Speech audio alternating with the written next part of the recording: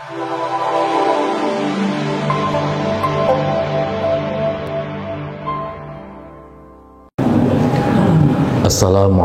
warahmatullahi wabarakatuh.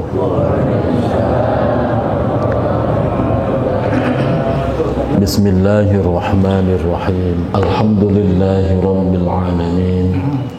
Wassalatu wassalamu ala ashrafil anbiya'i wa imamil mursalin Sayyidina wa habibina wa maulana Muhammadin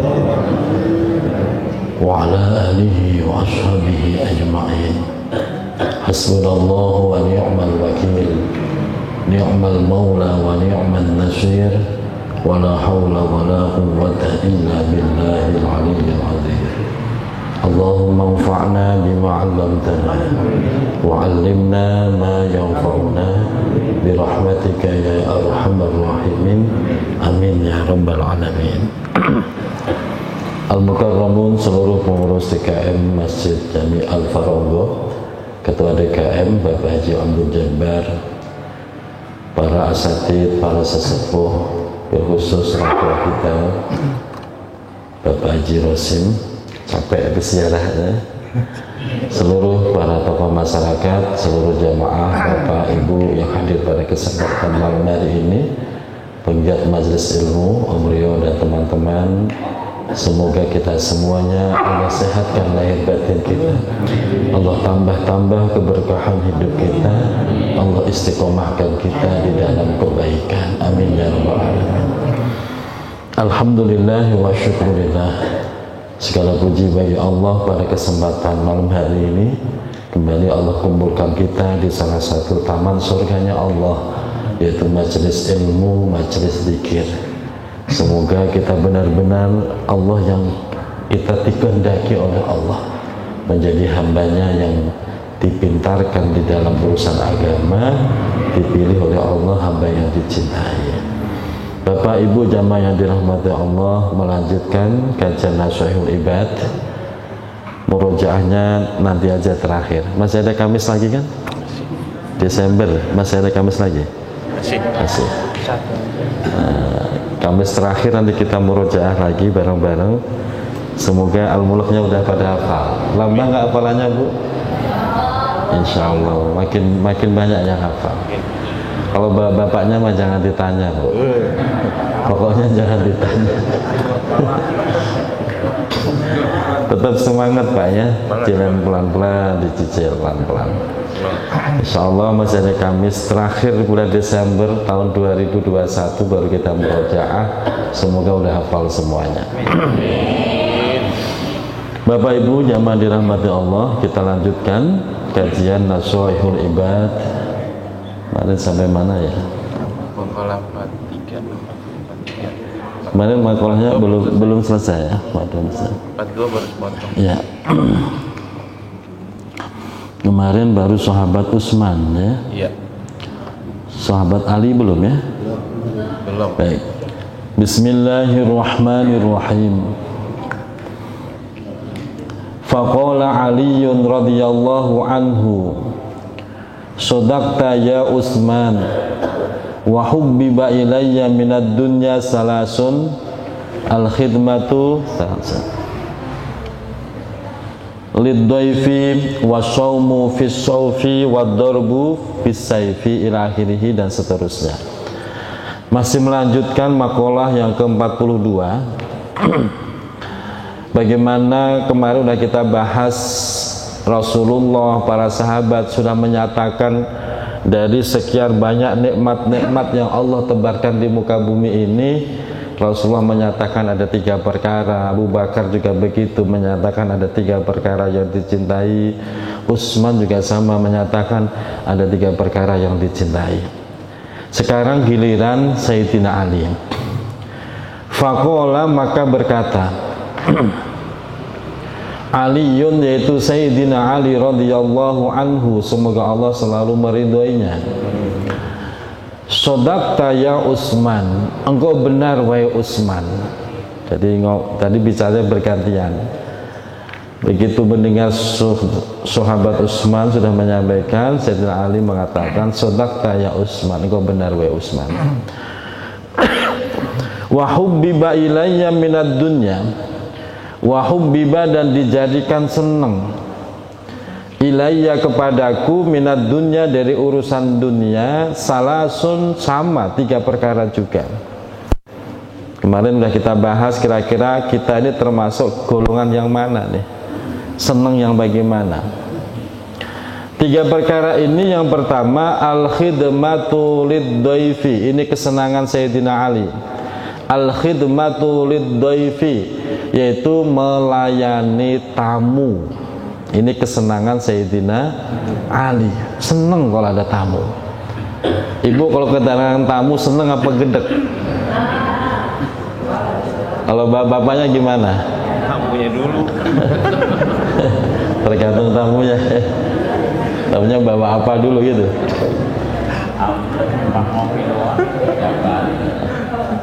Sayyidina Ali itu seneng. Kalau ada tamu seneng, apapun tamunya seneng. Dan beliau benar-benar melayani tamu itu dengan sebaik-baiknya. Kenapa demikian? Karena memang ada dasarnya, Pak. Baginda Rasul pernah menyatakan, tamu itu kalau datang ke rumah kita membawa alfi karomatin wa rahmatin. Tamu itu datang ke rumah kita membawa alfi karomatin wa rahmatin, membawa beribu-ribu kemuliaan dan beribu-ribu rahmat Allah. Itu tamu, Pak.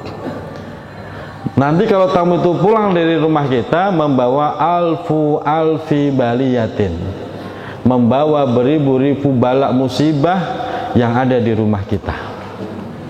Sehingga tanda keberkahan suatu rumah itu kalau sering kedatangan tamu. Sering kedatangan tamu itu tanda keberkahan rumah. Makanya kalau ada tamu, ajak masuk. Jangan diajak ngobrol di pinggir jalan begitu. Kadang diajak ngobrol di gerbang doang. Ajak masuk, biar barokah dan karomahnya masuk ke dalam rumah kita. Kayak Om Rio loh, tiap ada orang datang mau makan. Baik bener itu. Makan di sini apa bungkus? Lo baik bener itu, luar biasa. Kadang-kadang udah makan di tempat masih ditanya mau bungkus nggak? Luar biasa itu. Tapi bayar. Itu bener, Pak. Jadi nandain rumah itu ketika semakin banyak rumah itu kedatangan tamu, maka itu tanda keberkahan suatu rumah. Makanya fenomena saat ini, Pak, saat ini rumah itu udah di gerbang tinggi, udah di gerbang pakai dikasih fiber lagi. Iya. Jadi yang luar nggak bisa lihat dalam, yang dalam nggak bisa lihat. Saya mikir, rumah dibangun cakep-cakep, terus di gerbang tinggi dikasih fiber, udah kayak di penjara rasanya kita. Terus kalau ada tamu ada tulisan, apa tulisannya? Harus ada dapat izin RT RW, tidak melayani sumbangan apapun kecuali izin RT RW. Jangan begitulah. Harusnya tamu itu kesempatan. Dan itu saya rasain betul loh, Pak. Maka rumah saya itu 24 jam tamu. Kemarin ada yang sempat usul, mungkin lihat saya udah kecapean gitu kan, bundanya sempat usul, gimana kalau ditulisin aja ya? Tulisin gimana? Melayani tamu dari jam sekian sampai jam sekian. Jangan, malu saya. Sebab kadang-kadang tamu itu nggak ngerti wayah, Pak. Jam 2 malam biasa saya dibangunin gitu. Jam 3 biasa saya dibangunin, itu biasa. Cuman gara-gara anaknya nangis. Kadang-kadang ngomongnya aneh, Ustadz, ini anak nangis gimana Ustadz? Lah anak lo mau ke gua gitu. Tapi kan gak bisa begitu kita. Ya, tunggu sebentar ya gitu. Tapi itu yang dipesankan Rasulullah. Begitu juga guru kami Pak Yai Mustamir, itu kalau ada tamu jam berapapun dilayani. Karena konsepnya tadi, tamu itu datang membawa alfi karomatin wa rahmatin. Tamu itu datang membawa beribu-ribu karomah, kemuliaan dan rahmat Allah. Itu, tapi dilayani yang benar. Minimal kasih minum lah. Syukur-syukur kalau dia doyan kopi ya kasih kopi. Nah, dimuliakan. Bahkan dalam hadis yang lain, man kana yu'minu billahi wal yaumil akhiri falyukrim dhaifah. Barang siapa yang mengaku beriman dengan Allah dan hari akhir, falyukrim dhaifah, maka dia harus memuliakan tamunya. Kenapa sih kok sampai segitunya? Begini Pak, di samping membawa barokah dan karomah tadi, tamu itu adalah hakikatnya utusan Allah. Bu, saya ulang. Tamu itu hakikatnya utusan Allah. Kalau nggak digerakkan Allah, nggak bakal nyampe ke rumah kita. Betul. Kadang-kadang dia milih. Ada beberapa rumah yang dimasukin cuma rumah kita. Yaitu memang sudah digerakkan Allah. Maka hakikatnya semua tamu itu adalah utusan Allah. Kalau ada tamu membawa kebahagiaan, Allah pengen ngasih kebahagiaan kepada kita lewat tamu itu. Kalau ada tamu kok ngeselin gitu kan? Ada tamu ngeselin Om? Nggak ada ya? Ada 1, 2 lah, 3, 4. Itu memang cara Allah ngutus untuk menguji diri kita atau menyadarkan diri kita. Jadi hakikat tamu itu utusan Allah.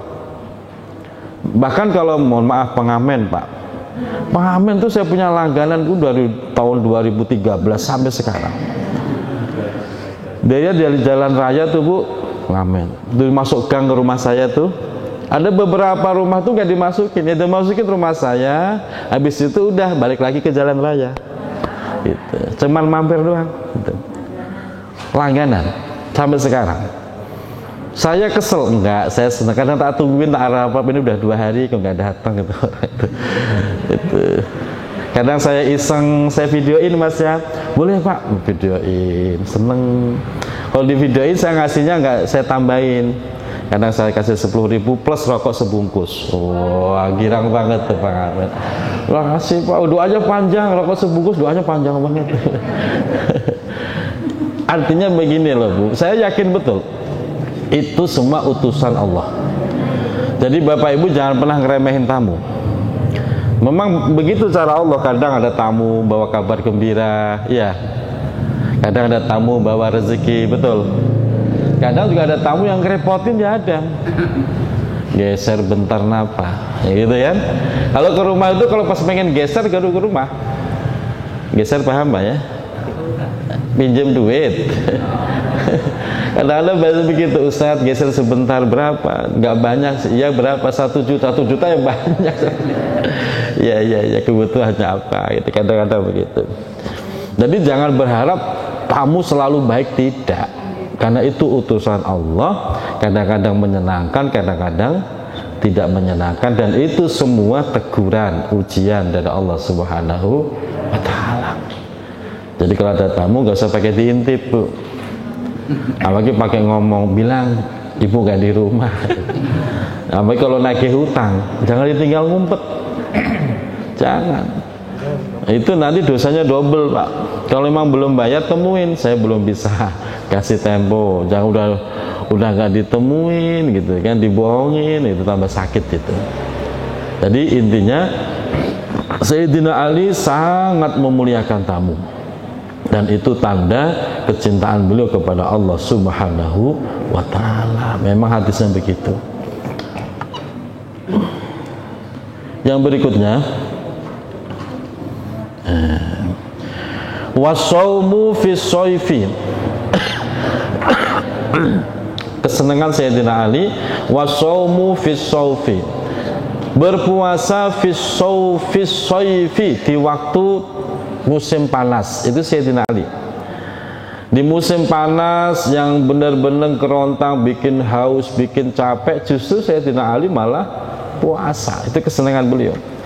Jadi di Makkah, di tanah Arab Pak, itu ada 2 musim, wasyita'i wasyaif. Kalau syita itu musim hujan atau musim semi, wasyaif itu musim kering, musim panas. Ada 2 musim. Beda dengan Indonesia. Beda. Makanya kalau musimnya luar biasa. Waktu saya umroh terakhir itu panas sampai 32 itu derajatnya itu. Itu panas sekali, Pak. Dan itu kesenangan Sayyidina Ali malah puasa. Alasannya apa? Sekali lagi Sayyidina Ali alasannya adalah satu, dengan panas itu maka terbakarlah lahir batin saya dengan puasa. Panasnya matahari membakar lahiriah kita, panasnya puasa membakar batiniah, sehingga dosanya bersih, dosa lahir, dosa batin diampuni oleh Allah Subhanahu wa ta'ala. Beda dengan kita. Ramadan kok panas, nggak berani keluar kita, tidur terus Ramadan itu. Keluar ya sore. Nah, itu. Sayyidina Ali justru malah senang puasa. Nah, kayaknya kita nggak sanggup di sini, Bu. Sanggup nggak kira-kira? Berat ya? Ya tamu aja, Bu, yang tadi tamu dimuliakan. Yang ketiga, kesukaan Sayyidina Ali, wad-darbu bis-sayfi. Wad-darbu berperang. Ketika beliau berperang dengan musuh-musuhnya, bis-sayfi, beliau kesenangannya dengan saif. Saif itu pedang. Kalau ada orang berperang, ada pakai panah, ada pakai tombak lah. Beliau kesukaannya dengan pedangnya. Pedang Sayyidina Ali itu terkenal, Pak. Sampai saking terkenalnya itu bahasa orang kayak ada matanya. Pedang Sayyidina Ali kayak ada matanya. Kemana dia harus membabat, di situ pasti kena musuh. Jadi nggak pernah kepleset, nggak pernah salah, nggak pernah kelewat kalau lagi berperang. Mesti mengenai musuh. Itu pedangnya Sayyidina Ali. Ada namanya, Pak, apa itu lupa saya. Dzulfikar, ya. Dzulfikar itu artinya yang punya pikiran. Jadi pedangnya itu kayak punya pikiran, kayak punya mata, kemana dia harus bergerak. Mungkin kalau difilmkan pedang dilepas itu udah kerja sendiri, Pak. Babas sana, babas tinggal ditonton dari jauh gitu, kira-kira begitu. Saking hebatnya. Itu Sayyidina Ali. Fa bainamahum kadzalika ija Ibrahim. Fa bainamahu, maka ketika mereka semua kadzalika sedang bercakap-cakap antara Rasulullah, Abu Bakar, Utsman, Umar, Ali sedang bercakap-cakap seperti itu, ija Jibrilu, maka tiba-tiba datang malaikat Jibril alaihi salam. Ketika Jibril datang, waqala, Jibril berkata, arsalani Allahu tabaraka wa ta'ala. Wahai Muhammad, Allah telah mengutus aku. Lamma sami'a maqalatakum, ketika Allah mendengar percakapan kalian.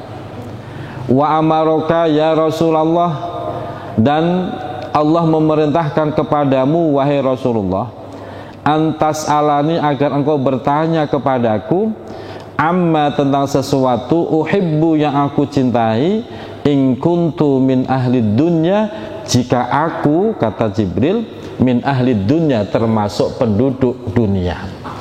Jadi Jibril tiba-tiba datang, diutus Allah untuk Nabi Muhammad, coba tanya.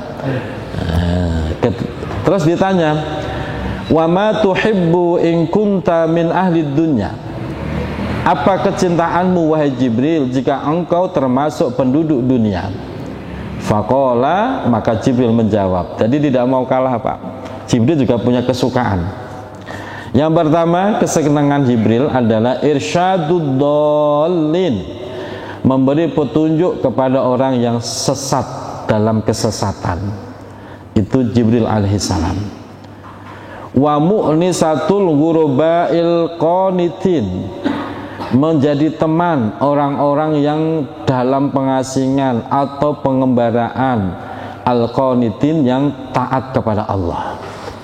Jadi Jibril, Pak, sampai sekarang itu jangan pernah dianggap Jibril nganggur. Kadang-kadang orang ngomong begini, Jibril itu kan tugasnya ngasih wahyu kepada Nabi, dan sekarang Nabinya udah selesai, Jibril ngapain? Ya, kadang-kadang begitu pertanyaan. Saya kasih tahu, Pak, Salah satu tugas Jibril adalah satu, memberikan ar-ru'yatus sholihah, yaitu mimpi yang benar, mimpi yang sholih, mimpi yang menjadi sebuah kenyataan. Itu tugasnya malaikat Jibril. Jadi pamannya bapak istikharah, pengen mendapatkan petunjuk, maka Allah kasih mimpi itu. Nah, yang memberikan mimpi, membawa mimpi kepada diri kita, itu tugasnya malaikat Jibril. Kenapa kok mimpi? Karena mimpi itu termasuk minan nubuwah. Mimpi yang benar itu termasuk tanda kenabian yang Allah sisakan untuk umat Nabi Muhammad akhir zaman. Jadi semua tanda kenabian sudah dihapus oleh Allah. Yang disisakan salah satunya yaitu ar-ru'yatus sholihah. Mimpi yang benar. Mimpi yang benar itu tanda kenabian yang dulu Nabi Muhammad rasakan, dan itu diberikan kepada umatnya. Maka kalau bapak ibu mimpi terus menjadi kenyataan, maka itu adalah datangnya dari Jibril, dari Allah Subhanahu wa ta'ala. Cuman yang perlu dihati-hati Pak, kalau bapak ibu istikharah nih, itu syaratnya minimal ada 3. Satu, bapak ibu ketika tidur dalam kondisi suci. Yang pertama, jadi artinya sudah dalam keadaan wudhu terus tidur, nah, terus dapat mimpi, itu menjadi tanda yang pertama. Yang kedua, mimpi itu atau tidur itu dilakukan di malam hari. Di malam hari. Kalau mimpi itu terjadi pagi, siang, itu nggak ada artinya, nggak ada artinya. Tapi mimpi itu terjadinya di malam hari, itu tanda yang kedua. Yang ketiga, menjadi sebuah kebenaran, mimpi ini benar-benar dari Allah ketika mimpi itu terjadi 3 kali dengan mimpi yang sama. Terjadi 3 kali dengan mimpi yang sama, itu baru benar-benar mimpi yang benar datangnya dari Allah Subhanahu wa ta'ala. Kalau cuma mimpi sekali, itu jangan langsung dipercaya Pak. Kalau cuma sekali belum, 2 kali belum, udah 3 kali, itu sebuah kebenaran. Nah ini, jadi kadang-kadang kan ada orang yang hobinya itu tanya mimpi saya begini, nggak usah dipikirin. Bahwa kalau 3 hal ini nggak ada dalam mimpi itu, nggak usah dipikirin. Itu anggaplah adghasu ahlam, hanya kembang tidur, bunga tidur. Bukan mimpi yang menjadi sebuah isyarah kebenaran, tidak. Kalau mimpi yang benar, minimal ada 3 syarat terjadi. Itu bicara tentang mimpi. Selanjutnya, kesenangan malaikat Jibril adalah wal mu'nisatu, menjadi teman bagi pengembara, orang yang dalam perantauan tapi dalam ketaatan, maka temannya adalah Jibril alaihi salam. Maka bapak nggak usah khawatir kemana aja, pergi kemana saja, yang penting dalam ketaatan, maka Jibril akan mendampingi orang itu. Jibril akan mendampingi orang yang dalam perantauan atau pengembaraan, yang penting dalam ketaatan. Itu kesenangan Jibril Pak. Makanya doa musafir, orang yang sedang bepergian, itu menjadi mustajab. Dalam hadis yang lain, doa musafir itu mustajab. Kenapa? Karena didampingi malaikat Jibril alaihi salam. Itu rahasianya. Makanya kayak Pak Haji kemarin musafir ya? Ziarah Wali Songo sampai Bali. Enggak, sampai Demak. Oh, kayak sampai Maduraja. Itu musafir. Manfaatkan ketika menjadi musafir, maka doa itu menjadi mustajab. Alasannya karena didampingi malaikat Jibril. Terasa nggak kemarin dampingi malaikat Jibril? Nggak terasa. Kalau terasa maksud. Tapi itu rahasianya. Yang ketiga, kesenangan malaikat Jibril wa muawanatu ahlil ayalil mu'sirina, senang membantu anggota keluarga yang dalam kesulitan. Ini kesenangan Jibril Pak. Jadi kalau bapak merasa ada sebuah kesulitan gitu kan, terus keluarga yang lain kok pada diem, bapak nggak usah kecil hati. Bapak tingkatkan saja ketakwaannya, karena Jibril saat itu hadir, akan siap membantu kita. Tapi nggak lihat ya, nggak usah lihat, level kita itu nggak usah lihat Pak. lihat ya malah pingsan duluan gitu. Pokoknya dirasakan, diyakini kesenangan Jibril itu membantu keluarga yang dalam kesulitan. Yang penting apa? Jangan berpaling dari Allah. Karena kebiasaan manusia itu begitu, Pak. Giliran ditimpa musibah yang begitu besar, malah Allah dilupakan. Anak sakit, istri sakit, harus siap biaya kira-kira 50 juta gitu, begitu ya. Sementara kita nggak megang duit gitu. Biasanya yang dipikir itu bukan Allah. Yang dalam pikiran justru malah apa?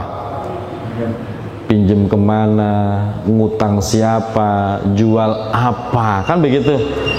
Itu sebuah pemikiran yang salah. Harusnya ketika kita dalam kesulitan yang teramat sangat, buru-buru Bapak wudhu, Bapak sholat 2 rakaat, Bapak nangis disitulah.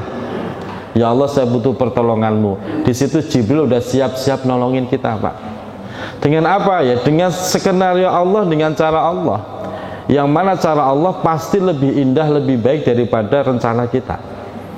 Makanya ketika Bapak dalam kesulitan, Bu, jangan kecil hati. Di situ Jibril udah siap-siap membantu kita. Cuman kita harus tetap sabar.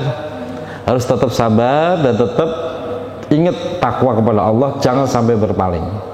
Kalau berpaling malah babak belur, udah sakit ketiban tangga. Nah, ini rahasianya itu, Pak. Sudah selesai. Waqala Jibril, kemudian Jibril berkata, yuhibbu rabbul izzati jalla jalaluh. Lalu Jibril menyampaikan, yuhibbu rabbul izzah, Allah subhanahu wa ta'ala, rabbul izzah, zat yang menguasai segala kemuliaan, itu mencintai 3 perkara. 3 perkara yang terjadi pada diri seorang hamba. Ini diingat-ingat, Pak. Allah senang kalau ada hamba dalam kondisi seperti ini. 3 perkara itu apa? 1, badlul istita'ati, yaitu menggunakan kemampuan secara maksimal di dalam taat kepada Allah. Itu badlul istita'ah. Jadi menggunakan segala kemampuan secara maksimal untuk taat kepada Allah. Itu Allah seneng kalau lihat hamba model begitu. Contohnya apa? Nggak perlu yang muluk-muluk, Pak. Seperti Bapak biasanya kalau subuh ke masjid, sudah bangun siap-siap ke masjid, ternyata hujan. Bapak tetap ke masjid apa stop di rumah aja? Kalau Bapak berjuang, Bapak ambil payung, terus Bapak ke masjid, tetap basah-basah dikit. Itu Allah seneng lihat hamba model begitu. Tapi kalau hamba kok model gampang nyerah, mau ke masjid, mau ngaji, hujan, kebenaran libur nih. Hamba kok gampang nyerah begitu, Allah nggak suka model begitu, Pak. Nggak begitu greget. Maka kalau udah niat nanti malam Kamis ngaji di Al-Faronggo, kok gerimis, pantang mundur. Siap. Pantang apa? Terus ngapain? Tidur. Pantang mundur, Pak. Kalau cuman gerimis hujan mah jangan mundur. Sekarang udah canggih, ada payung, ada mantel ya. Mau alasan apa lagi? Dulu payung kita pakai daun pisang mah lagu, Bu. Daun sente gitu. Dulu luar biasa. Nah ini diingat. Jadi berjuang, jangan gampang nyerah. Maka tadi dari rumah saya hujan banyak, Bu, banyak saya. Udah tadi saya jam 4:30 baru sampai rumah. Dari pagi saya acara di Pondok Pesantren As-Siddiqiyah Batu Ceper, Tangerang. Sampai rumah 4:30. Sebenarnya saya lagi lelah banget, Pak. Udah berangkat hujan. Kadang-kadang itu, ayah nggak usah berangkat, di rumah aja. Anak-anak ada begitu, Bu. Bundanya juga begitu. Izin aja kalau capek. Wah, ini godaan semua nih. Tapi saya enggak lah. Hiburan saya ngaji aja. Harus begitu. Yang kedua, ini kesenangan Allah. Wal buka'u indan nadamah. Kalau ada hamba wal buka'u, nangis dengan penuh penyesalan. Bapak istighfar, astaghfirullahaladzim. Terus ini air mata mili Pak, tahu mili nggak Pak? Mengalir gitu. Itu Allah seneng melihat hamba model begitu. Cuman pertanyaannya, nangis ini nggak mudah, betul? Susah gampang, gampang susah. Bapak istighfar terus nangis gitu, pernah nggak Pak? Nah, kalau pernah, itu yang disukai oleh Allah. Itu. Cuman ya itu tadi, menangis itu nggak semudah itu. Kalau pas nonton sinetron mah nangisnya sampai guling-guling. Jadi istighfar nggak ada sedih-sedihnya. Nah, makanya kalau bapak ibu dikasih bisa nangis saat ibu istighfar, atau dikasih bisa nangis saat membaca Al-Quran, itu merupakan anugerah. Kenapa? Karena di situ Allah seneng cinta sama kita. Alhamdulillah. Jadi jangan pernah malu. Nah, cengeng itu bukan air mata cengeng, itu air mata ketulusan, rahmat dari Allah. Jadi kalau bapak lagi istighfar, usahakan. Bahkan dalam hadis yang lain, fa'il lam tabeku fatabaku. Jika engkau nggak bisa nangis istighfar tapi nggak bisa nangis, fatabaku, maka pura-puralah nangis. Nanti lagunya dibikin sedih, nadanya dibikin sedih biar bisa nangis. Itu malah dianjurkan. Tujuannya apa? Yaitu tadi, biar hati ini lembut. Orang kok nggak pernah nangis, itu biasanya hatinya keras. Bapak terakhir nangis kapan? Bingung jawab. Ibu pernah nangis? Tapi kasusnya beda mesti. Punya duit. Kasusnya beda. Yang diinginkan Allah itu kita nangis saat kita menyesali dosa-dosa kita, saat kita menyesali kemaksiatan yang kita lakukan. Itu yang diinginkan Allah. Kalau cuma nangis gak megang duit, ya itu mah gampang. Tapi orang nangis itu. Jadi coba dilatih Bu, ya dilatih. Cara melatihnya yaitu tadi, hadirkan semua dosa-dosa yang pernah kita lakukan, hadirkan. Jadi kalau istighfar itu astaghfirullahaladzim, itu bayangkan dosa-dosa yang pernah kita lakukan. Sehingga dengan begitu insya Allah akan gampang untuk nangis. Dan itu penting.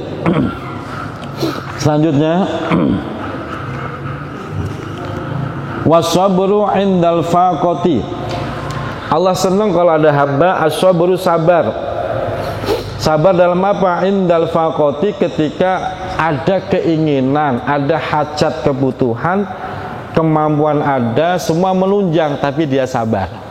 Itu Allah senang banget tuh. Bapak umpamanya pengen beli baju, duit ada, kesempatan ada, tapi bapak masih nahan-nahan beli baju, tapi saya udah punya baju. Bapak tahan gitu, sampai akhirnya bapak nggak jadi beli. Itu malah disenangi oleh Allah Subhanahu wa Ta'ala. Punya keinginan, punya kemampuan, semuanya mendukung, tapi ditahan, sabar. Masih dipikir lagi, saya beli baju buat apa ya? Masih mikir lagi Pak. Nah itu dicinta Allah. Kadang-kadang kan orang itu kalau nggak sabar Pak, merasa duit ada, kesempatan ada, kadang-kadang nggak penting aja dibeli kok. Betul. Nah orang model begitu malah nggak disenangi Allah. Kenapa? Termasuk orang yang boros, orang yang glamor, kadang-kadang nggak penting dibeli. Tapi ketika memang ada kebutuhan dan dia mampu bertahan, bersabar untuk berpikir ulang, nah di situ Allah itu senang, Pak. Allah itu senang. Dan biasanya ada hikmah. Dan orang yang gampang kepingin, gampang untuk menuruti nafsunya, Pak. Itu satu, Allah nggak suka. Yang kedua, dia pasti nanti akan jatuh dalam penyesalan. Makanya Bapak, Ibu, ini sekarang zamannya online. Banyak teman-teman yang ngaku beli online itu banyak nyeselnya. nggak sesuai dengan aslinya kan. Wah, digambar deskripsinya mah luar biasa.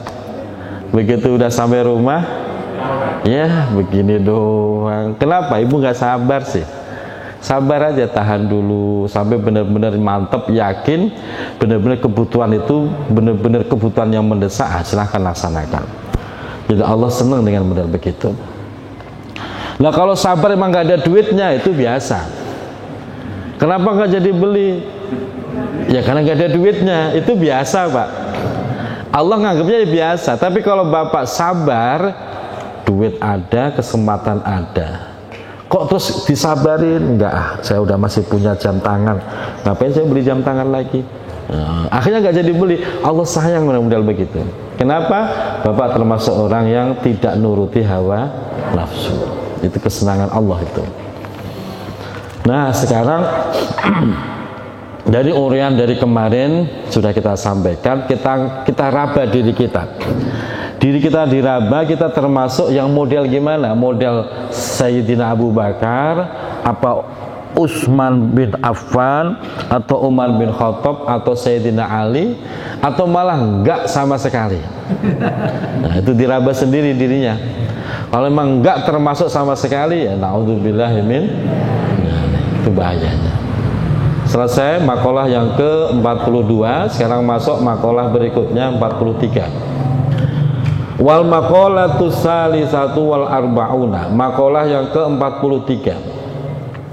An ba'dil hukama, disampaikan oleh sebagian ahli hikmah, ulama ahlul hikmah. Ini hati-hati sekali Pak. Mani tasoma bi'aqlihi dolla. Siapa saja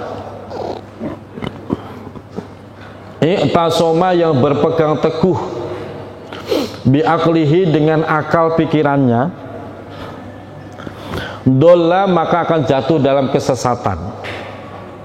Nih hati-hati, orang yang terlalu ngandelin akal pikiran itu justru akan jatuh dalam kesesatan. Maka ada istilah liberal, itu mereka selalu menggunakan pendekatan logika. Apa-apa pakai logika. Justru orang begitu malah bisa jatuh dalam kesesatan. Kenapa? Karena akal kita itu terbatas Pak. Satu, akal kita itu terbatas. Kenapa? Ya memang terbatas lah. Contoh, kita melihat sesuatu yang terlalu jauh, akal kita nggak nyampe. Mata kita pun akhirnya nggak bisa melihat karena terlalu jauh. Terlalu dekat juga sama. Mata kita bisa ngelihat gak? Bu, ini telapak tangan nih, kalau kita deketin malah nggak kelihatan. Betul. Itu keterbatasan logika kita. Terlalu jauh yang nggak bisa ngelihat, terlalu deket nggak bisa ngelihat, terlalu kecil yang nggak bisa ngelihat, terlalu besar juga nggak bisa lihat. Itu keterbatasan logika kita, keterbatasan anggota tubuh kita. Satu itu. Yang kedua, akal itu selalu bicara untung dan rugi, tidak pernah jujur. Saya kasih contoh. Bapak waktu nikahin istri, alasan Bapak apa? Wih, jawab dong. Cinta, betul. Alasan Bapak mencintai istri apa? Ibu diam dulu. Alasan Bapak mencintai istri apa? Cantik Pak Heno. Cantik katanya itu. Terus apa lagi? Apa lagi Pak? Kewajiban. Saya kasih tahu. Ketika Bapak bisa menjawab, ntar dulu Ibu dulu deh. Ibu kenapa mau dinikahin Bapak? Karena cinta. Kenapa mencintainya? Kenapa Ibu mencintai dia? Iya, cinta juga sayang Bu. Kenapa mencintai dia? Ganteng, hitam manis. Soalnya pintar baca doa. Begini Bu, ini saya kasih tahu rahasianya. Ketika ibu ditanya kenapa cinta, alasan cinta apa, kok ibu bisa jawab, berarti cinta ibu itu nggak asli. Cinta bapak nggak asli. Itu hanya logika bapak.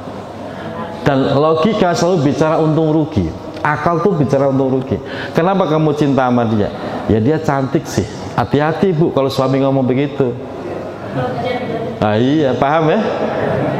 Kalau ada laki-laki ditanya kenapa kamu cinta aku? Karena kamu cantik. Hati-hati laki-laki itu. Betul. Usia kecantikan berapa tahun? 20 tahun. Habis itu hati-hati bu ditinggal. Kalau nggak ditinggal resiko tuker tambah. Hati-hati. Kadang-kadang perempuan nggak paham karena kamu cantik, berbunga-bunga dia. Padahal itu resiko, bahasa begitu. Paham ibu ya? Terus ada laki-laki, kenapa kamu cinta sama dia? Ya karena dia bodinya katanya bodinya baheno gitu kan. Hati-hati bu, model laki-laki model begitu. Baheno tuh butuh berapa tahun paling kuat? Udah punya anak 3-4 hilang behenolnya. Hati-hati itu. Nah cinta itu logika semua loh pak. Jadi logika itu banyak kekurangan, jatuh kesesatan. Lihat terus gimana? Terlambat ibu nanya, saya kemarin sebelum nikah. Cinta yang benar-benar dari hati itu ketika ditanya kenapa kamu cinta sama dia? Udah. Nah itu bener tuh. Itu bener tuh. Kenapa cinta? Udah pokoknya resep aja. Dia nggak bisa mengungkapkan kak. Bahasa hati itu susah diungkapkan. Kenapa? Udah pokoknya resep aja. Ya. Cantik juga enggak tapi resep. Bahenol juga enggak tapi resep. Nah itu cinta yang sejati itu begitu pak.